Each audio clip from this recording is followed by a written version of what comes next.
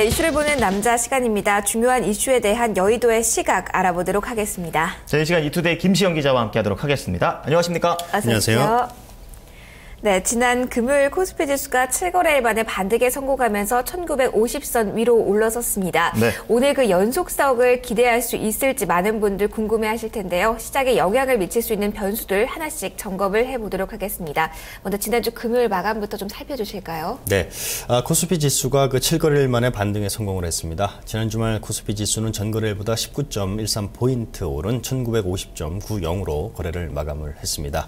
설 연휴를 앞두고 투자자들의 관망세가 우세하게 나타나면서 장 초반에는 보합권에서 혼조세를 보였는데요.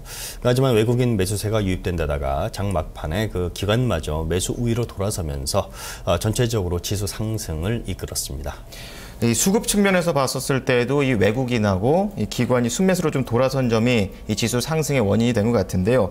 시총 상위 종목들, 특히 전기전자와 자동차 업종들의 상승이 도드라졌죠. 네, 그동안 약세를 보였던 시가총액 상위권 종목의 움직임이 활발했던 것도 지수 상승의 주요한 보탬이 됐는데요. 삼성전자가 2.9% 오르면서 6거래일 만에 반등을 했고요. 현대차와 기아자동차가 4% 이상 상승하는 등 전기전자 업종과 운수장비 업종이 모처럼 동반 강세를 보이면서 지수 상승을 견인을 했습니다. 이 밖에 포스코와 현대모비스, 또 LG화학, 또 신한지주, SK하이닉스, KB금융 등 전반적으로 지수 상승의 흐름에 맞춰서 주요 시가총액 상위권 종목들이 일제히 오름세를 나타냈습니다.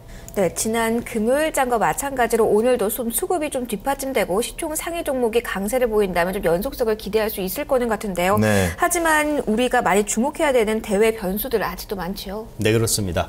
여의도 증권가에 따르면 이번 주 주식시장은 EU 재무장관 회담과 또 G20 정상회담 등 글로벌 정치적 협상이 주요 변수로 작용하는 한 주가 될 것으로 이렇게 전망이 되고 있습니다.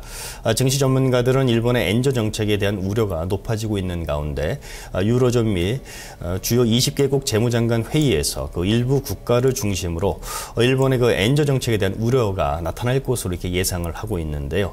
이에 따라서 엔화 약세가 진정이 좀 될 경우에는 시장이 본격적인 반등의 계기가 마련되지 않겠느냐 이렇게 전망을 하고 있습니다. 네, 앞서서 얘기를 해주셨지만 EU 재무장관 회담이라든지 G20 정상회담에서 엔저 문제가 거론이 되고 그것에 관련해서 좀 실효적인 대책이 나올지는 좀 의문이 드는 것 같습니다. 여의도에서는 어떻게 봅니까? 네, 지난주 EU 정상회담에서는 유로 강세 문제가 거론된 바가 있습니다. 유로 강세가 재정 리스크 완화 이외에 엔저의 영향도 컸다는 점에서 미미하나마 최근 엔저의 진정 가능성을 좀 엿볼 수도 있다라는 분석도 나오고 있는데요. 이 같은 연장선상에서 이번 주로 예정된 EU 재무장관 회담과 G20 정상회담에서도 엔저 문제가 좀 거론되지 않겠느냐라는 것이 여의도 증권가에서 그렇게 전망을 하고 있는 부분입니다. 미국이 엔저를 용인하는 분위기이지만 국제사회에서 엔저 문제를 성토할 경우 좀 오버슈팅한 엔저가 좀 쉬어갈 수 있는 최소한의 환경 정도는 좀 마련되지 않겠느냐라는 것인데요. 하지만 일각에서는 여전히 우려의 목소리도 나오고 있는 것이 사실입니다.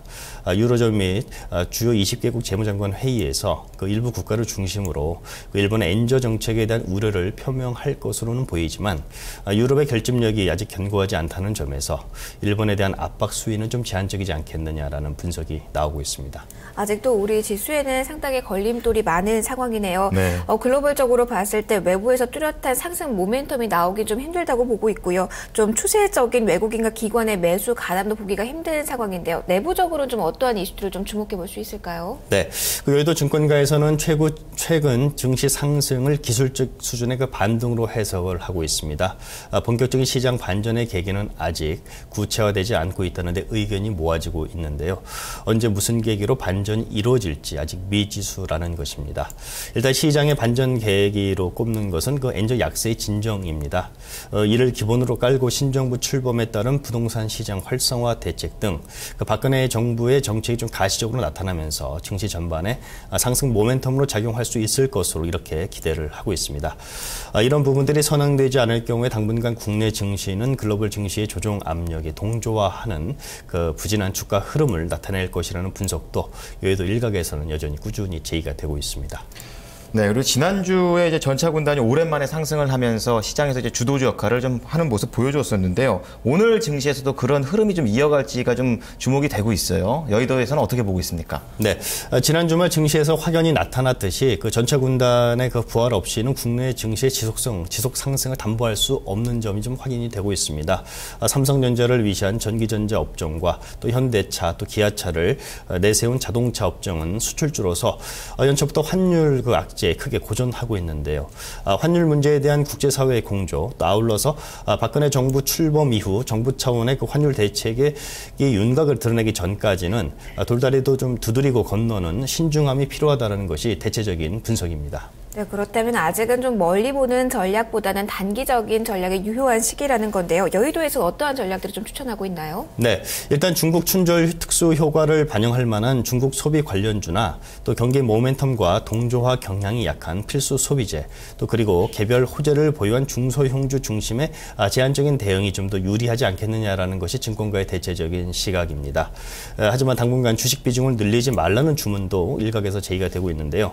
이는 여전히 엔화 약세 또 원화 강세 현상이 지속되고 있고 외국인의 그 안정적인 순매수 전환을 장담할 수 없기 때문입니다. 실제 외국인은 지난 1월에만 유가증권 시장에서 1조 8,900억 원을 팔아치우면서 증시 부담을 안겼는데요. 주변 증시 흐름상 적극적으로 주식 비중을 늘리거나 줄이기보다는 들고 있는 종목을 유지하는 것도 투자의 한 방법이다라는 분석이 나오고 있습니다. 네, 김시영 기자 오늘 말씀 감사합니다. 네, 고맙습니다. 네, 이슈를 보는 남자와 함께 우리 증시에 영향 미칠 수 있는 변수들 살펴봤습니다.